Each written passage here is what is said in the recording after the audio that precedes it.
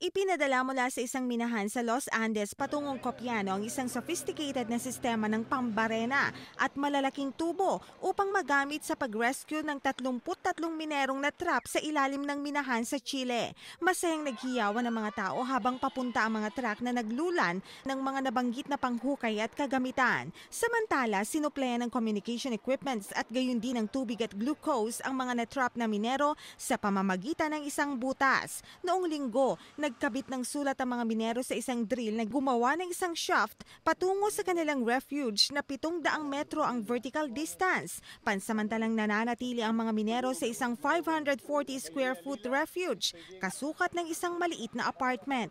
Sa pamamagitan ng isang communication system na ipinadaan sa butas sa lupa, nakipag-usap ang mga minero sa mga opisyal ng Chile. Pinayuhan naman ng leader ng rescue team ang mga minero na manatili sa isang ligtas na lugar habang hindi pa tapos ang paghuhukay upang hindi sila masaktan. Para sa iBalita, ako si Rachel Jonedo.